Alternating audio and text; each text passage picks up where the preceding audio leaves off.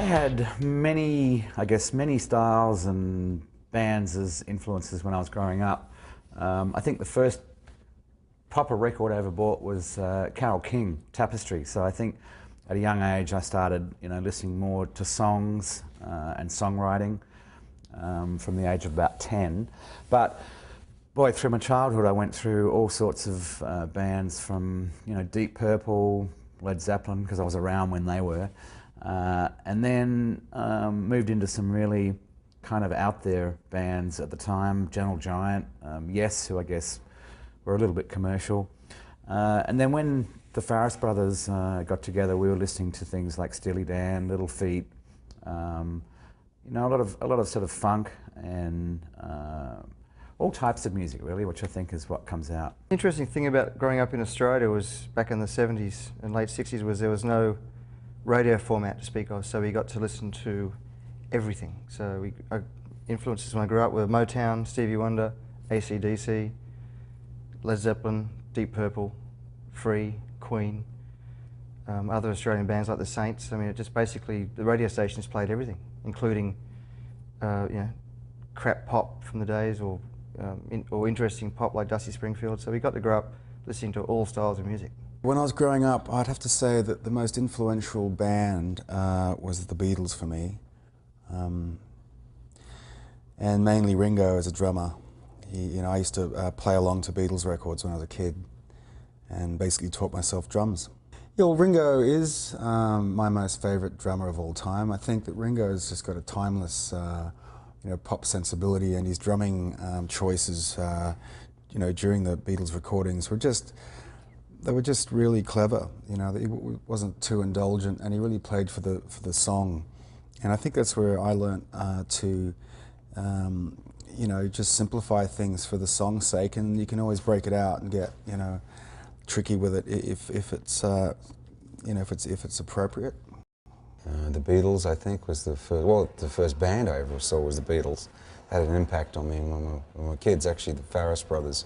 Saw them in London in 1964 when we were little kids. And their music, obviously, and songwriting in particular.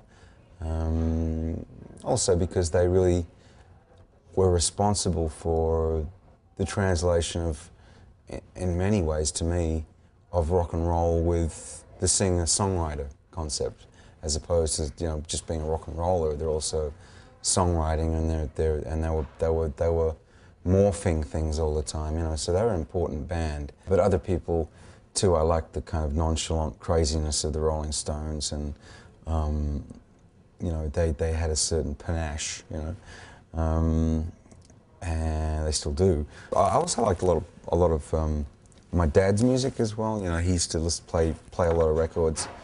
He wasn't a musician, but he had a lot of records of his own, like Ray Charles and some sort of hootenanny bluegrass stuff he used to listen to and stuff like that. What bands and songs were inspirations for me growing up? Well, all kinds of things, I guess, from early Beatles. The Beatles were the first live band I ever saw on a television show in England when we as a family sailed to England from Perth to Southampton. By the way, go the White Sox. I'd have to say, I don't know, there's a lot of Australian bands we used to go and see as kids as well. And they had a great influence on me. Bands that probably very few people in the rest of the world, even in Australia, would even know. People like Billy Thorpe and the Aztecs, the La-Di-Das. The list just goes on. But having said that, from an international point of view, for us living in Australia, I'll never forget seeing Led Zeppelin. They had a profound effect on me. AC/DC, funnily enough. Malcolm Young is probably one of my idols, just the way he plays power chords. Songs, well, there's so many. There's things like Sweet Leaf of Master of Reality by Black Sabbath. That had a big impact on me too. I love the cover, apart from the song, just the whole album. Changes of Black Sabbath 4. Imagine by John Lennon. You know, my life's been just full of music. In fact, when I was a really little kid, one of the first things I remember was a song called Pretty Flamingos.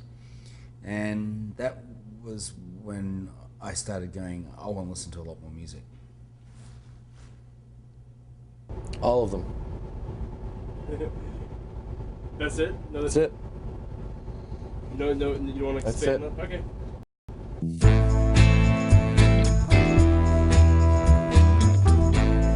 Tough question. Which INXS album is our favourite? My favourite. I don't know. I kind of see, you know, songs as like children. You know, you give birth to them and you love them all. You don't favour anyone in particular. But I think probably Welcome to Wherever You Are, because it was a very different album for us. It was one where we allowed ourselves a lot of freedom creatively, and probably Switch, the most recent album, because we recorded it in such a quick way, in such a spontaneous way. And I think it sounds really fresh, and probably our most INXS sounding album to date, I think. My favourite INXS albums at the moment would be a draw between Welcome to Wherever You Are and Switch. Welcome was one of the most band orientated. Everyone had equal input. It was a fantastic recording experience. We all had a great fun. I'm really proud of that record. And Switch, in a different way, has the same feeling. It's a very collaborative effort. We're very proud of how it turned out, and especially how quickly we got it together. I'd probably say X. You know, I had a really good time writing for that album, and I just have some fond memories of recording that in Rhinoceros Recording Studios in Sydney. Well, I think, you know, the songs off X and the way Chris Thomas produced it was really interesting. I really love Suicide Blonde. I mean, it's just a great song to play live, and I really enjoy hearing it as a recording. There's a couple of other songs on that album which I really like By My Side, Hear That Sound, The Stairs, Disappear, Faith in Each Other. I love the whole album. I'd say there's three of them in particular that I really like. I know I'm supposed to choose one, but I like our latest album, Switch, because it's a new beginning for us with JD, and you know, the excitement and speed with which we recorded that album was unbelievable. I mean, you know, I don't think we've recorded an album like that that fast since our first album. So there was a spontaneity to the recording of that record, which is really hard to recreate. But also Kick, which came out, I think, in '87 or '88 or something. And then also Welcome to Wherever You Are, which came out in '92. They're probably my three favourite albums. Which INXS album is my favourite? That's a really tough question. It depends what you mean, from playing the songs live to actually recording the album. You know, it's funny, but I really don't listen to our albums much, because it's a bit like looking at photos of yourself. You know, it's kind of hard to do. I really enjoyed making any of the records with Chris Thomas. I love the man personally, and I love working with him. He understands me from a musical point of view completely. Having said that, the same with Mark Opitz. So that would include Shabush Shabar, and probably Welcome to Wherever You Are, are probably two of my favourite records we've done with him, if not the two of all time. I love listening to Welcome to Wherever You Are other than other albums, although that was a hard time in my life because I was actually really ill during the making of that record. And you know, I love the new record because it's a new chapter, and it's exciting, and I love working with Guy Chambers and his crew. So to answer your question, I really can't. It's hard for me to say I have a favourite INXS album. I like them all for various reasons. My favorite INXS album is the next one. Okay, fair enough. ようこそINXSの世界へ。The most rewarding feeling this tour, I think without a doubt, just the audience reaction. It's been amazing. You know, we're so grateful that we've had a second chance and that, you know, we've got sold out shows with incredibly enthusiastic audiences. I guess the most rewarding feeling would be just the fan response. I mean, the shows have been getting you know, crazier and bigger, and that's been you know, the fans could have stayed home, but you know, the good news is that they love what we do, they love the record, and we're playing our asses off. Like, we're firing on all 8 cylinders, so we're just having a great time. Well, every night we've been playing on this tour, the fan reaction has been just incredible, and you know, it's just wonderful to walk out on stage and just see the entire place just standing and going crazy, and that's always really a great feeling. And if you're feeling tired or something, it certainly sort of seems to wake you up pretty fast and gets you right into the show. The most rewarding feeling I've had on this tour so far would be just, you know, probably the Canadian dates. There's been such a great, you know, enormous support in Canada, but probably the Toronto gig so far was just really special, and also that marked the date when my wife joined me on tour, so that was good for me.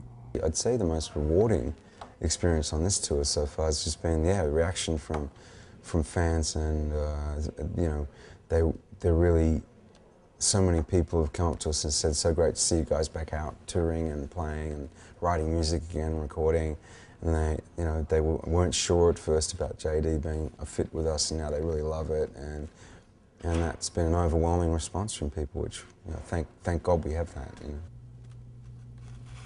The most rewarding on tour so far? Oh, that one. It's got to be the audience response.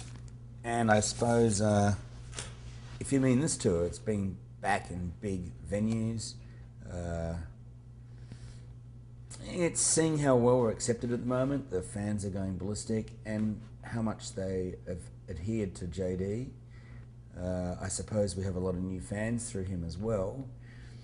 And in many ways, the response we've gotten from a lot of people that were fans of the band before, that we've sort of reawoken. So I suppose if I was to come up with one answer for that, I would say just completing the tour.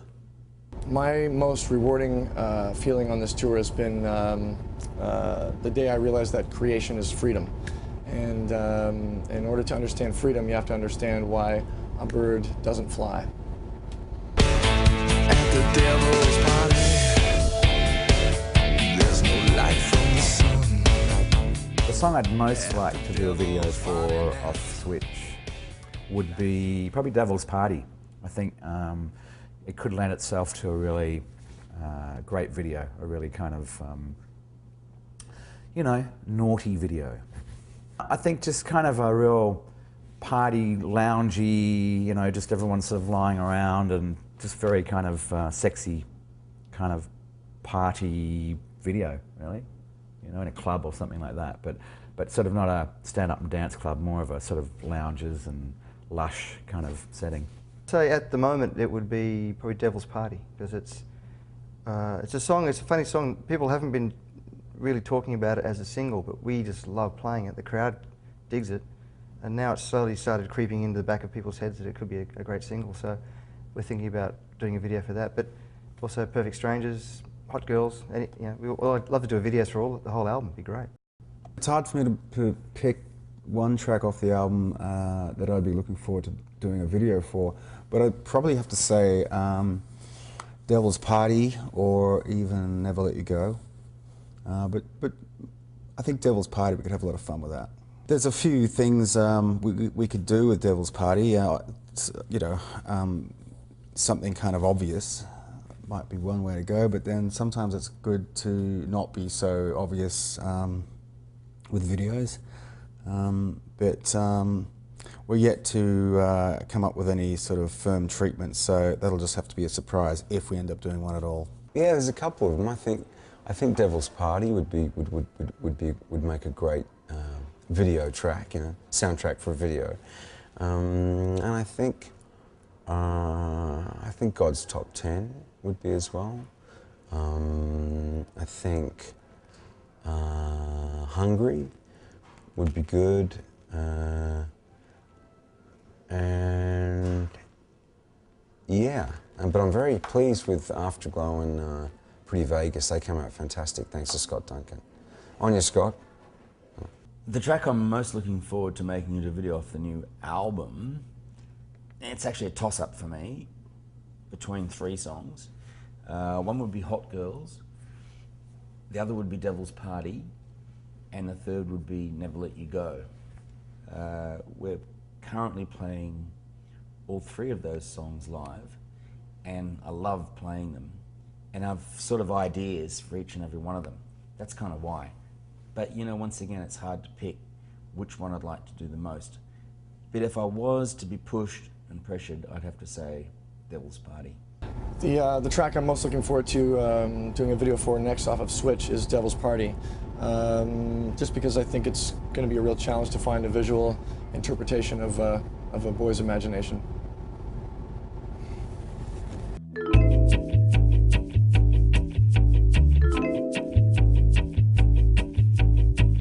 As a band, we try and treat every place we play in, whether it's a club or a theatre or an arena or a stadium, we try and make it feel small and you know, make the whole audience feel like they're connected. I guess it's kind of impossible with a stadium kind of show, but I don't prefer really. There's good and sort of bad points of both. I mean, with a club, you're really up close and personal with the audience, and with a stadium, you know, you really only see the first kind of 10, 20 rows of people, and then it just becomes a sea. It's all good though. Personally, now that we're back on doing arenas again, I love the big stages. I love playing to a big wide stage to lots of people, where there's people on the sides and people way up in the nosebleed seats. But you know, having said that, I also do love playing a small club venue where it's just loud and powerful and wild and crazy and sweaty. But we try and make even, you know, the larger venues feel that way anyway, so I have to say I prefer the larger venues. In general, I think I prefer performing in larger venues. I don't know why, it's just, I just feel that a larger audience seems to have more excitement, you know, because there's more people. But that's not to say that small gigs aren't fun too. In fact, the more intimate they are, that can be pretty intense too, you know. But I think I prefer larger venues, you know, around 10,000. Generally speaking, I like smaller shows so long as it's fairly cool physically inside the building. I don't like it when it's too hot. It's not so much how many people, I like it more when there's a little bit of space, you know, and you've got a nice stage to work, and it's kind of, you can also create, like for example in theatres, you know, you can create more of an atmosphere, and you know, I think the audience kind of digs that too, because theatres are good like that, because it's intimate enough for the audience to enjoy it, but it's professional enough for a band to present themselves, you know, in a way that they want to, and they want to sound and look. You know, I'm not really fussed about the size of the venue. I like theatre sizes because I like the sound you get in theatres. And I like the big venues because I like the room, I like the whole production that you're able to have in those big venues. I like the size of the crowd, it just double energizes you, although any crowd energizes me. And I love the really small ones too, because of the intimacy and the fact that you're right there in front of your fan's face, and they're right in ours. So I don't really have a preference. I enjoy all, and all are a challenge, and it's all the same to me. But the big venues have big dressing rooms, and that I like. In general, smaller, larger concerts, what do I prefer performing to? I'd have to say in general, 100 people, 100,000, doesn't matter. I play for keeps every night, man, and you never know when it's going to be your last performance, so make it a good one.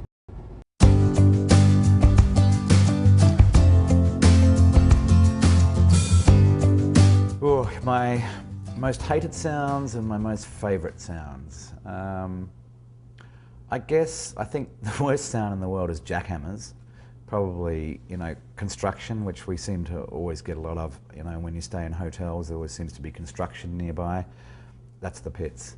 And my favourite sound, I think, is water, really. You know, ocean, like waves breaking, or waterfall, that kind of thing. Least favourite sound right now is in Chicago at this hotel are sirens. I don't know what it is about Chicago, but there's a siren out going past the hotel every 5 minutes. So at the moment it's sirens. My favourite sound would be laughter. Boy, what's my least favourite sound? I can tell you right now, this morning at 7 a.m. Fire engines, ambulances, police sirens, construction outside, construction in the hotel, vacuum cleaners, people knocking on the door when you've got a do not disturb on your doorknob, and yeah, generally construction noises like screeching tile cutters and jackhammers and hammer drills. And I'd say my most favourite sounds would be obviously the sound of water lapping on up to a beach, you know, bird song, and I love the sound of when I hear my wife breathing when she's lying next to me in bed at night. Well, I don't like screaming feedback, you know, from a microphone, especially, you know, that's often a lead singer thing. You know, they shove their microphone to a wedge and your ear feels like someone shot an arrow through your head, you know. But there's also, I also really love, you know, listening to when INXS is playing all together in one big sort of groove, you know, or feel, or, you know, could be a guitar riff, or you know, a vocal part that someone's doing, or a section of music, and it just really comes together at that moment in time. Or you can tell the audience gets really excited about certain things that we're doing. That's really good too, because that gives you a kick as well, you know, because I don't always expect that, and then sometimes you get this great reaction from something you've done, and it just, you know, it's a very human thing. You know. My favourite and least favourite sounds, that's an odd question. My least favourite is, I don't know if you've ever seen Ace Ventura, but when he does the on the plate with a knife and fork, that's one of my least favourite sounds. The other is babies crying in close proximity when you're on a long flight.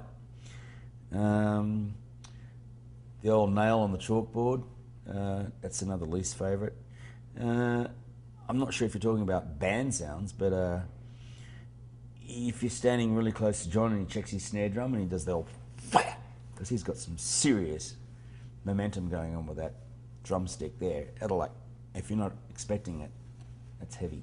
And my favourite sounds are probably just when the band comes together, and it's just, which is a really good thing for us, has been most of our life. And playing with my brothers, and Kirk and Gary and JD and Michael. They're all harmonious sounds to me, and I love the sound of waterfalls, I love the sound of the ocean. Another one I really hate is squeaky sand on the beach.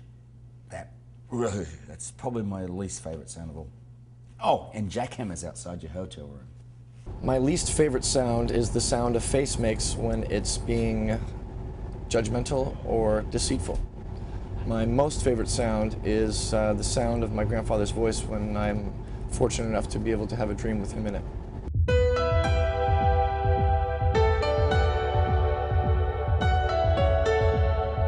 I guess the most touching experience we had really was after Michael died. You know, the flood of sympathy, you know, letters and emails and all that sort of thing was overwhelming. Just the response from the public to us and to Michael, obviously, in his memory was fantastic. People come up and, you know, I think as we're travelling around and sort of coming back to places, a lot of them for the first time since Michael died, it's still quite fresh in a lot of people's minds, and I think we tend to forget about that because we've done a lot since Michael died, and and you know, no disrespect to Michael or our legacy with Michael, but you know, we've moved on. It's something you have to do. So yeah, but you know, obviously a huge part of our life, and obviously a huge part of our career, and you know, we miss him incredibly. After all we've been through, I guess the most touching thing is the fans wanting us to keep going. I mean, we always wanted to keep going. We're a family, and families keep going. But yeah, there's been some fans that have sort of wondered why we kept wanting to keep going after Michael. But yeah, it's been an overwhelming response from fans to keep INXS going. So that's incredibly touching. That is really touching, because it shows that they love what we do, and they probably, you know, in many ways love us as people and love us as the family that we are. It is a strong theme in every conversation we have with fans, past and present, and yeah, because there's a lot of new fans, and they're pretty, you know, they've, you know, just maybe have known about INXS, but really got to know, you know, to discover and love INXS through the television show, and with JD. So now they're backtracking to the old records and checking out our history, and they really get it now. Like, even before, they just thought it was just a TV show that, you know. It's ironic. So to some of the new fans, we look like TV stars with a hit record, as opposed to the obvious thing as a successful band with a hit TV show. So it's great to see the fans coming together, and our older fans really loving, you know, accepting JD and loving the new record, and our new fans loving the band as well, you know, as well as loving JD. Well, there's been many touching moments in the almost 30 years I've been in INXS. Some have been extremely sad, and some have been extremely happy. But we've experienced so much that it'll be hard to narrow down to one particular thing, you know. I think obviously when we got our first #1 in America, that was pretty good. We all felt really close and connected and very proud, you know, that we'd achieved that. But that sort of thing is perhaps a little more material than some deeper things to do with, you know, personal, you know, moments that you know, band members might be going through, and the band's always there for each other. And I think that, you know, I'm just lucky to be in a band with some of the nicest people I've ever met in my life. So yeah, it's always touching. I mean, for INXS, we've had so many ups and downs in our career and in our personal lives, but as you know, in our career, yeah, I'd say that you know, there's been some really touching moments where we've been presented with awards for things, you know, and for being, you know, the most fabulous thing in the whatever world, or you know, and that's really, you know, wonderful. And other times you have moments that, you know, someone will pick up on something they didn't like about you, or something you did in your personal life, and you know, they want to crush you like a cockroach, you know. And then you've got other things where you've got enormous shows that you've done in different parts of the world, and then you've played shows when, you know, you had one, you know, 2 or 3 people and their dog came, and you've had everything in between. The highs, I think it's really understanding that it's not all about the highs, it's not all about the lows. It's just being glad you're there, you know. You're in the moment. You're just enjoying what it is for what it is, you know. It's not all high and it's not all low, you know, it's just what it is. The most surprising or touching experience we've had as a group was probably in Toronto, when I got touched in the wrong place by somebody. Although she was pretty, but it was both surprising and well, it was kind of pleasurable as well in some ways. But you know, I don't go for that sort of thing really, so I mean, much. But you know, I guess we've had periods where we won 7 USA MTV awards in one particular award show. That was surprising in a way, and touching. I suppose another surprising thing was when we were sitting in the rehearsal room in Australia and Michael never showed up, and we discovered why. That was, for me, was very surprising. Touching experiences, well, if we're talking non-family, within the band, I suppose the way JD reacted to me telling him that he was right for our band, INXS. And I guess the other thing too is just the response we've had in this whole tour has been phenomenal, and that's been not so much surprising, but very touching. The most touching and surprising experience that I think we've experienced as a group is that we're all feeling again. Nothing is worse than being numb, and we're all feeling again.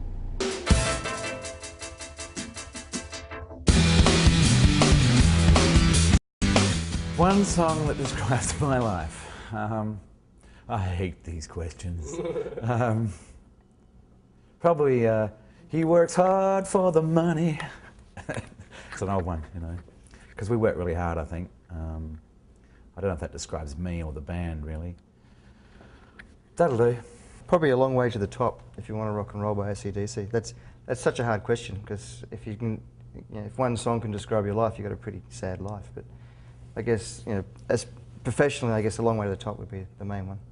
Well, I'd have to say it's difficult a question it is to choose one song that would sum up my life, but I'd have to be a little bit melancholy and a bit of a softie and say that sometimes, you know, you just got to smell the roses. So I'd say What a Wonderful World by Louis Armstrong.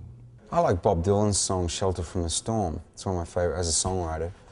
Come in, she said, I'll give you shelter from the storm. There's always someone willing to offer you some shelter from the storm, you know, if you're lucky. And it's knowing when to take that hand of grace and know when to embrace someone's love is a very important thing, you know. And for people who are less fortunate, and you know, people who are incapacitated physically or autistic or mentally handicapped or something like that, you know, some of those people don't even have the skills to know how to ask you to love them, you know, and they need to be loved so much. So if you're healthy and you're normal, you know, just give as much as you can and take what you're given. Oh, if there was a song that could describe my life,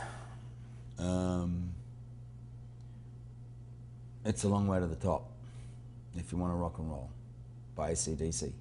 And I think the reason why is obvious. If there was one song that could describe my life, what would it be? I'd have to say Beethoven's Ode to Joy, and self-explanatory.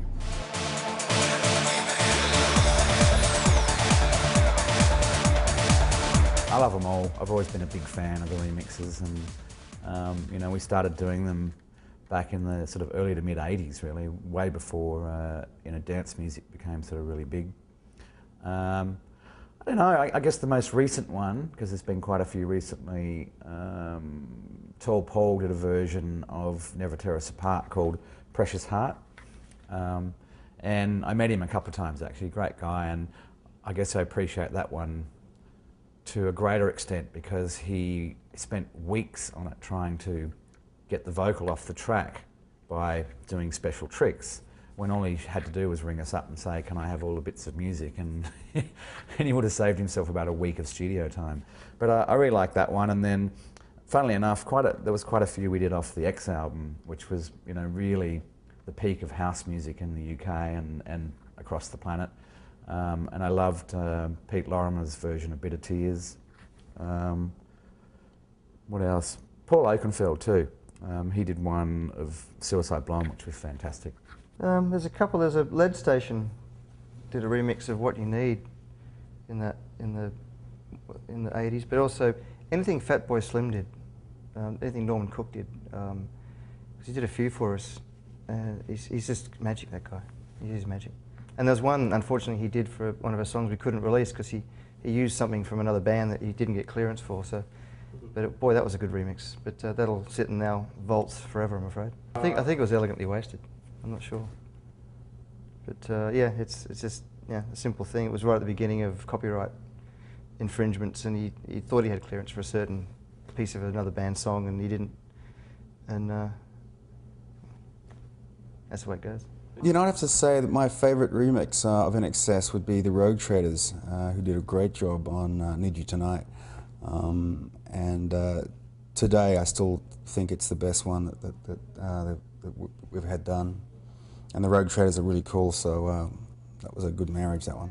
Probably one of my favourite INXS remixes that we did. I liked the Suicide Blonde one that was done by Paul Oakenfold. That was going back a long time ago now, about 1990, I think. And then before that, a gentleman by the name of Ben Lebrion did a hip-hop remix of a song of ours called Need You Tonight in Paris, and they were playing it in all the nightclubs there. That was really good. That was cool, because it was kind of, at that point in time, very new, you know, really kind of cutting-edge stuff. And so I was amazed, because I was actually in a nightclub, you know, dancing around to this thing, and this song that Michael and I had written, and it was really had this hip-hop undercurrent thing running through it, and I went, wow, you know. But we've been fortunate, you know, we've had very, very many talented, you know, DJs and remix people do renditions of our work. We've done so many, and other people have done them, with, you know, on their own account without even us like looking for remixes. So that's a really hard one to answer. Probably I'd have to say Norman Cook once did a remix for us that was never released, never saw the light of day. And you know, I'm getting into grey areas here because it's probably legal ramifications about what I'm about to say. Let's just leave it as a mystery, okay? That was one of them. Cold Cut's remix of What You Need I thought was really good for its time. And, you know, I don't know, there's just been so many and they're all great, and I don't want to diss any of them by picking one, to be honest. That's cool. Out of all the remixes of the songs, past, present, and what's coming up, which one was my favorite? I'd have to say, out of all of them, my favorite is the one that finishes all its vegetables. What's that? The one that finishes all its vegetables, alluding to the fact that songs are like children.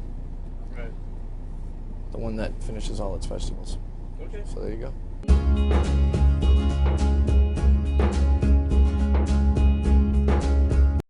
We're always open to it, really. But I'd love to work with someone like Stevie Wonder or Prince. I think that'd be really cool. Especially Prince, because we kind of, you know, came out really sort of around the same time, and you know, went through the 80s and 90s and are still going as he is. I really like her. There's an English girl called Imogen Heap. I think she's fantastic. She's just brought out an album that she produced herself and did virtually everything on it herself, which is just brilliant. I'd love to work with her. As a band, I guess it's hard to collaborate as a band, but because we've done the ultimate collaboration, we've got a new singer. I mean, we've collaborated with, you know, with the other side of the world, with TV and Mark Burnett people to get what we wanted, which is a new singer and a new record, and get out and tour. But I mean, me personally, I've been writing with people in Los Angeles all through, you know, last year up to the TV show and during the TV show. And one guy I really enjoyed working with was Scott Weiland from Velvet Revolver, so I'd like to kind of revisit that relationship too. What did you work on with him? Just a song that I've got whole piles of songs and music, and we actually did it. We sat down and went over the music, and then we had, just as I sat down, went to his studio, and I think it was in Burbank. There was a blackout. Some guy cut a wire that blacked out 2/3 of Los Angeles. I don't know how he did it. Just as we sat down, there was a major blackout, and we couldn't do any work. So we sat there and just listened off Macintoshes and worked out where we were going, and he just jotted some ideas down, and then went off when the power came back on, and I had to get back to work. He just emailed me the song, and it was a great collaboration considering we didn't really sit down with guitars. It was just done, just trading ideas. He's a wonderful guy, actually.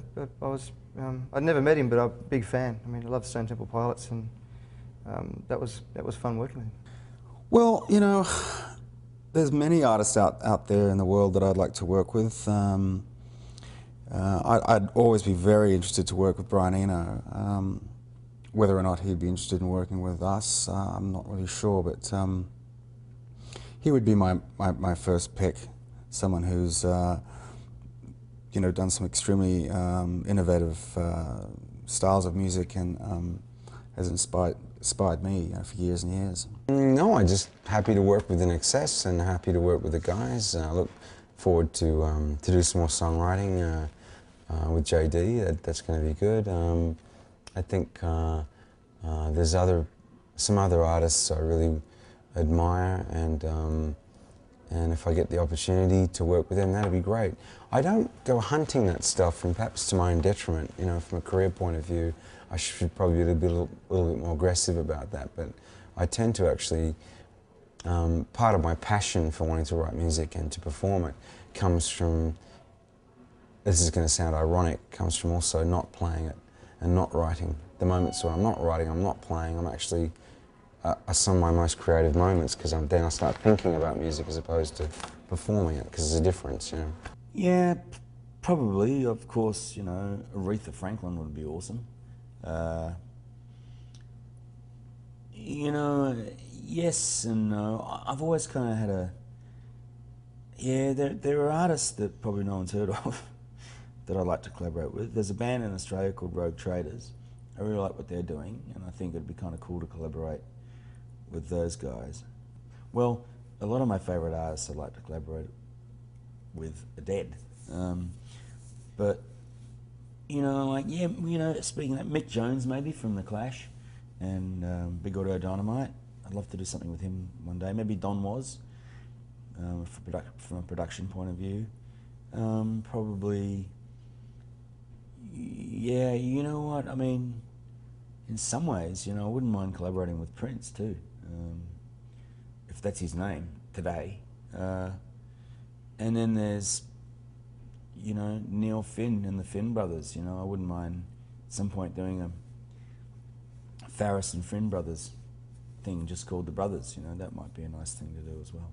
Is there any other artists we would like to collaborate with in the near future? Yes, someone we've all never heard of. That would be the perfect person. That's the person.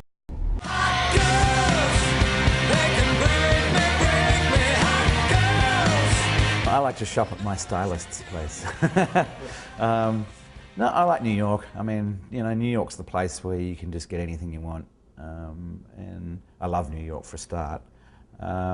But also like a lot of the sort of up-and-coming designers, you know, the young ones that kind of haven't really been quite discovered yet. There's a great bunch in Auckland and New Zealand, believe it or not. So yeah, I tend to steer away from the big designer stuff because it's just way too much money and all you're paying for is the label. You know, I prefer to find stuff that's a bit more obscure and doesn't have the hefty price tag. I'm not really a shopper, to be honest. I mean, we've got stylists that go out and get us stuff, and I'm just basically jeans and, you know, I'm a bit of a slob some ways. I'll just wear t-shirts and jeans. I got dressed up for this, but there's a place in Australia called Politics. They've, you know, kind of like this is where the shirt came from. Every time I go on there, I find something I like, which is pretty rare for me. I'm not really a shopper. And other than that, I sort of like going to Urban Outfitters to pick up t-shirts, but usually I walk out buying Jesus action figures or other crap that they sell. I go through phases where I like to shop in certain shops, but at the moment I've just been sort of wearing jeans and t-shirts, and that's, you know, basically where I'm at the moment, you know. But if I had to go into get all designery and choose a designer that maybe I have favoured more than others, would be most recently Dolce & Gabbana. I really like Ted Baker. I love wearing Ted Baker suits. I like wearing Armani suits, depending on the occasion. I like, you know, there's a guy from Australia called Morrissey. I think he's got some really good ideas and does some really great stuff. I like Henry Duarte. I like, I don't know, there's just so many around, it's hard to sort of pin, you know, they're some of my favourites. So, you know, Jean-Paul Gaultier, he's a pretty cool dude as well. He's always had really innovative designs and just wild ideas, you know, that I think are off the planet, and they're usually ahead of their time or but trouble is, I found they date really quickly.